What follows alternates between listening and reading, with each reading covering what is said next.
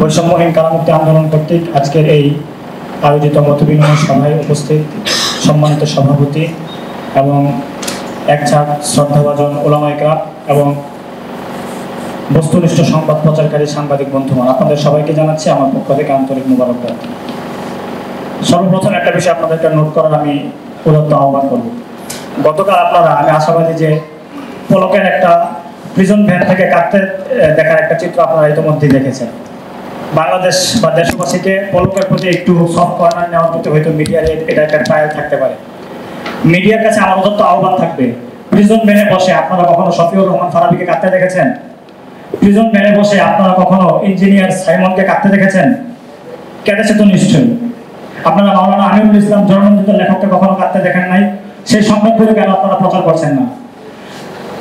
24-এর 2000-এর বেশি ছাত্র জনতাকে হত্যা করা একজন হত্যাকারী, যার রক্ত লেগে আছে, এই ছাত্রের যার হাতে ছাত্রদের রক্ত লেগে আছে, তার কান্নাকে আপনারা মিডিয়ায় প্রচার করতেছেন, অথচ মিথ্যা জঙ্গি মামলায় ফেসে যাওয়া ভাইদের প্রিজন ভ্যানে বসে কাদার চিত্র আপনারা কখনো প্রচার করেন না।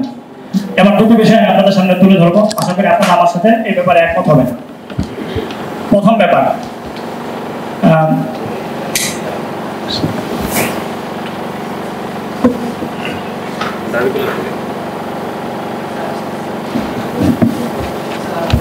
হলো গুম কমিশনের একটা প্রতিবেদন আপনারা ইতিমধ্যে দেখেছেন।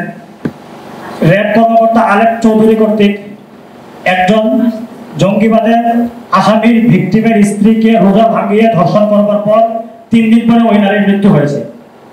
ওই ঘটনা আমাদের সামনে কি প্রমাণ করে? আলেপ একজন খুনি। এবার আসে দ্বিতীয় প্রসঙ্গে। বাংলাদেশ নাগরিক টিভি নামে একটা টেলিভিশন আছে, একটা মিডিয়া আছে। সেই মিডিয়া 2022 সালের 29 জানুয়ারি একটা প্রতিবেদন করেছিল।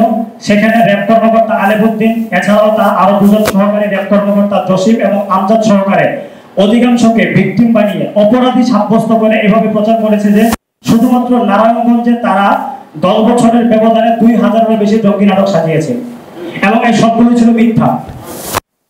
এবার যখন এই ব্যাপারটা আমাদের সামনে প্রমাণিত হলো, এবার বলেন মিডিয়া কর্তৃক আমাদের মাধ্যমে কি প্রচার উচিত ছিল? আলেপ সুস্পষ্ট একজন খুনি এবং আলেপের ফাঁসি হওয়াটা দরকার। এখন আপনাদের কাছে আমার প্রশ্ন, এই দাবিকে আমরা এখনো পর্যন্ত তুলতে পারছি না। আজকে যদি আমি বলি আগে আলেপের ফাঁসি চাই, দেখবেন ইতিমধ্যেই একটা শ্রেণী আমার বিরুদ্ধে লেগে যাবে যে প্রশাসনিক লোকে তুমি ফাঁসি যাচ্ছ।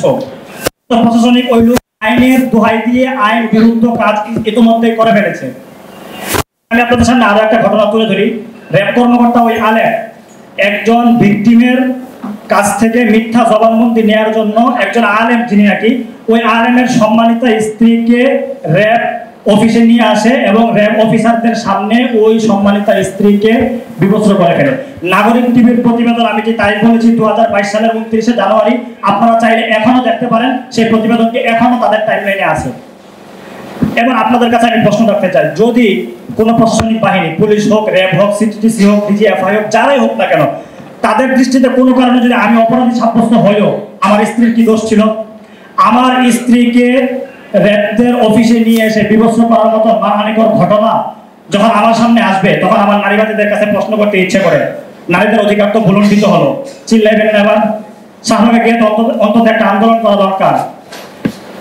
এবার আসি মূল পয়েন্টে। 164 ধারার যেই জবানবন্দি নেওয়া হয়, বাংলাদেশের ফৌজদারি আইনের কার্যবিধি নিয়ম অনুসারে 1898 এর নীতিমালার ব্যাপারটা যদি আপনারা দেখেন, তাহলে স্পষ্টই দেখতে পাবেন যে 164 ফৌজদারি যে জবানবন্দি গ্রহণ করা হয়, সেই জবানবন্দি গ্রহণ করার অধিকার কেবলমাত্র ম্যাজিস্ট্রেটের।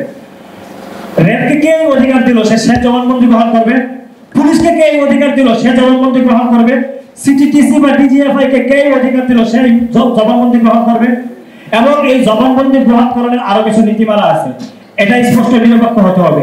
ম্যাজিস্ট্রেট এই ধরনের জবানবন্দি গ্রহণ করবে এবং সেটা লিখিত থাকতে হবে, এবং ওই অপরাধী যাকে অপরাধী সাব্যস্ত করা হচ্ছে তাকে অন্ততপক্ষে 3 ঘন্টা পর্যন্ত সময় দিতে হবে এবং সেই জবানবন্দি নেওয়ার পর তাকে সেটা আবার পুনরায় পাঠ করে শোনাতে হবে এবং বলতে হবে যে এটা যে জবানবন্দি নেওয়া হয়েছে এই ব্যাপারে তুমি সেটা বলেছো, তুমি সেটা সত্যায়ন করছো কিনা। সেখানে তার লিখিত স্বাক্ষর থাকতে হবে, ম্যাজিস্ট্রেটেরও স্বাক্ষর থাকতে হবে।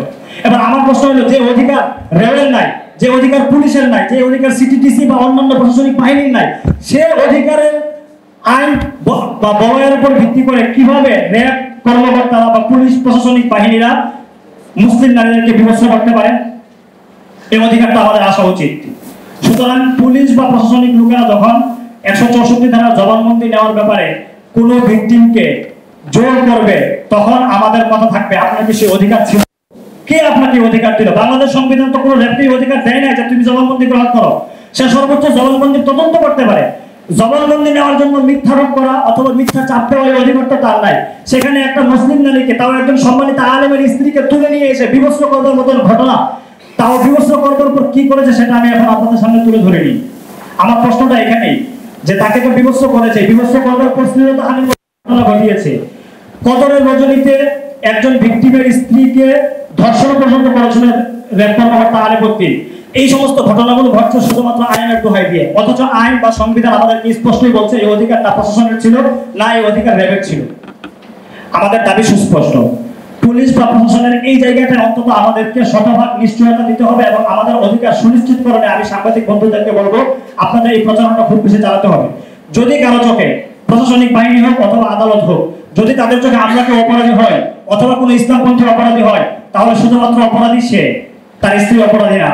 যেখানে আমরা বলবো যে একটা অপরাধীকে গ্রেফতার করলেও তার স্ত্রীর যৌবিক চাহিদা, তার স্ত্রীর মানবিক অধিকারগুলোর পূরণে আদালতকে সমীহের দৃষ্টি দিতে হবে, সহানুভূতি দেখাতে হবে। যেখানে আমরা এই কথা বলি সেখানে শুধুমাত্র তার জবানবন্দি নেওয়ার জন্য ওই স্ত্রীকে ঘর থেকে তুলে নিয়ে আসবে অথবা ওই ভিকটিমের আত্মীয় স্বজনদের কাউকে ঘর থেকে তুলে নিয়ে আসবে এবং তাকে মিথ্যা জবানবন্দির জন্য বাধ্য করা হবে। আদালত হোক, প্রশাসনিক বাহিনী হোক, কারো কখনো এই অধিকার ছিল না। আশা করি এই ব্যাপারে আপনারা সকলেই সোচ্চার হবেন। এতটুকু বলে আমি আমার বক্তব্য শেষ করছি। ওয়া আখিরু দাওয়ানা আলহামদুলিল্লাহি রাব্বিল আলামিন।